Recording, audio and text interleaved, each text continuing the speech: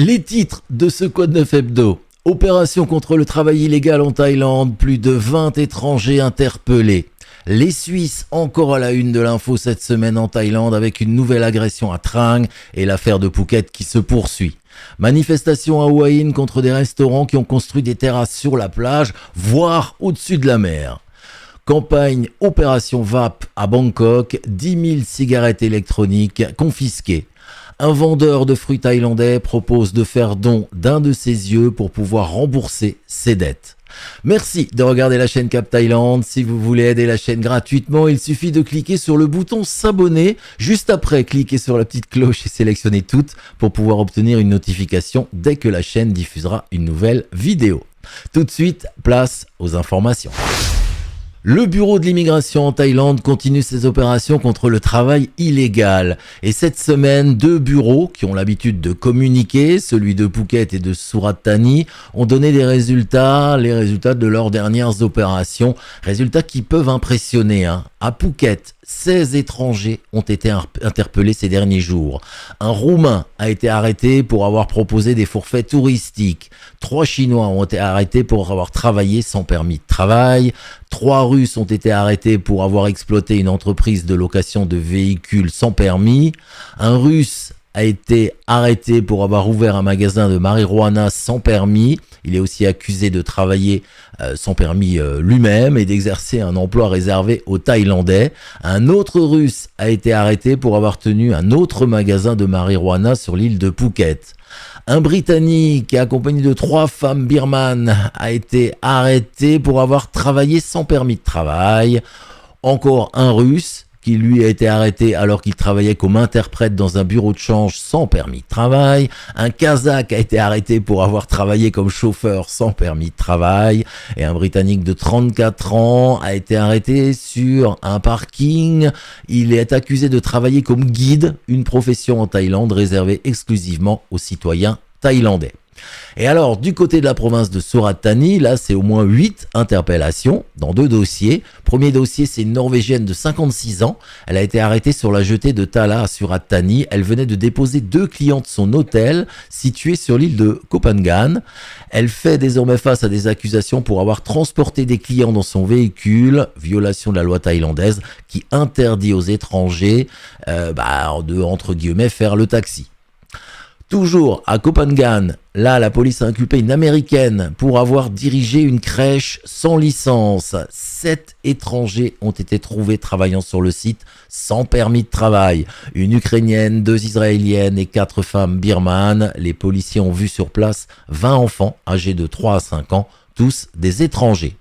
Alors ce qu'il faut retenir de toutes ces arrestations, déjà qu'en Thaïlande, il faut un permis de travail pour exercer une activité. Même pour le travail sans rémunération, type bénévole, il faut un permis de travail. Et attention, il y a des métiers ou des emplois qui sont réservés aux Thaïlandais et donc interdits aux étrangers. On parle encore cette semaine des Suisses en Thaïlande et pas pour la bonne cause. Du côté de Trang, c'est cette fois un Suisse de 60 ans qui a été arrêté. Il aurait agressé une Thaïlandaise âgée qui utilisait un déambulateur pour se déplacer dans un centre commercial. Et à Phuket, l'affaire du Suisse qui avait agressé une femme thaïlandaise la semaine dernière, femme thaïlandaise médecin, je pense que vous vous rappelez, j'en ai parlé dans le Quad 9 de la semaine dernière. Alors pourquoi il avait frappé cette femme? Parce qu'elle était assise sur un escalier qui était au bord de sa propriété et qui donnait sur une plage de Phuket. Alors cette affaire, elle n'arrête pas d'alimenter la presse thaïlandaise. Alors depuis dimanche dernier, que s'est-il passé? Déjà, il y a eu une manifestation de Thaïlandais qui habitent Phuket. Ils sont allés manifester devant la maison du ressortissant suisse, une manif pacifique, je vous le dis, qui s'est déroulée en fait sous la forme d'un pique-nique. Ça n'a rien à voir avec les manifestations en France. Le gouverneur de l'île de Phuket, lui, a demandé également cette semaine au bureau d'immigration d'annuler le visa du ressortissant suisse. Ce qu'a fait d'ailleurs l'immigration. Alors néanmoins, il n'a pas encore été expulsé pour le moment, car il doit se présenter au tribunal pour répondre à la plainte en fait déposée contre lui par la femme médecin. Et cette affaire d'un escalier entre une propriété privée et la plage a réveillé en fait les réseaux sociaux thaïs. En effet, les Thaïlandais sont très attachés à la liberté de pouvoir circuler sur les plages. Du coup, une manifestation a eu lieu à l'entrée d'une autre plage de Phuket Alors pourquoi? Parce que cet accès à la plage est complètement bloqué et fermé par un promoteur qui construit un ensemble immobilier pas loin. Alors, on change pas vraiment de sujet, hein, avec une manifestation ou des mécontentements plus précisément à Houahin, où un groupement de résidents thaïs rappelle à la mairie de Houahin et au gouvernement l'installation sur une partie de la plage de Houahin de terrasses de plusieurs restaurants. Certaines de ces structures sont si profondément enfoncées dans la plage qu'il n'y a pas d'espace pour que les gens puissent marcher ou passer devant et rester sur la plage. Ils sont obligés de quitter la plage et de retourner sur la plage un peu plus loin. Alors, il y aurait même des terrasses qui empiètent jusqu'à 20 mètres dans la mer. Un responsable du bureau foncier de Houahin a déclaré que ces bâtiments empiétant la plage, c'est pas nouveau, hein. Ça se passe depuis 30 ans maintenant. Et le secrétaire de la mairie de Houahin, lui, il a quand même déclaré, pour calmer un peu tout ça, que la municipalité était toujours en train de mener une action en justice contre ce qu'il a appelé les envahisseurs, car ceux-ci avaient fait appel de la dernière décision du tribunal. Alors, il espère pouvoir commencer à démolir, mais pas avant 2 ans, avant que tous les recours en justice soient passés. Mercredi dernier, la police de Bangkok a lancé sa campagne Opération VAP, une campagne qui a commencé au marché numéro 1, qui est situé près de l'université de Bang Na à Bangkok. 8 suspects ont été arrêtés et plus de 10 000 cigarettes électroniques ou appareils de vapotage ont été confisqués.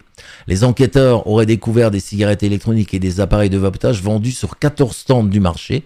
Ils auraient arrêté donc 8 vendeurs et confisqué près de 6 000 articles. Ils ont également localisé le réseau de distribution de ces vendeurs. Alors ils sont allés jusqu'à une usine du district de Dingdaen et ils ont confisqué là-bas aussi 4 000 articles. La valeur totale des objets confisqués est estimée à environ 3 millions de bahts. Cette campagne vise à sévir les vendeurs de cigarettes électroniques et d'appareillage de vapotage, surtout ceux situés à proximité des écoles, collèges ou universités de la capitale.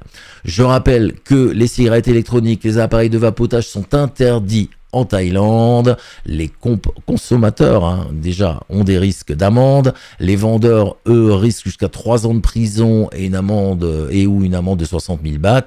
Et les grossistes risquent jusqu'à 10 ans de prison et ou 500 000 bahts d'amende. Ça y est, le Premier ministre thaïlandais est arrivé en France. Dans un premier temps, il a endossé son costume de VRP. Il a rencontré des responsables de grandes entreprises françaises en leur demandant de venir investir en Thaïlande. Il doit également d'ailleurs, lors de ce déplacement officiel, rencontrer Emmanuel Macron.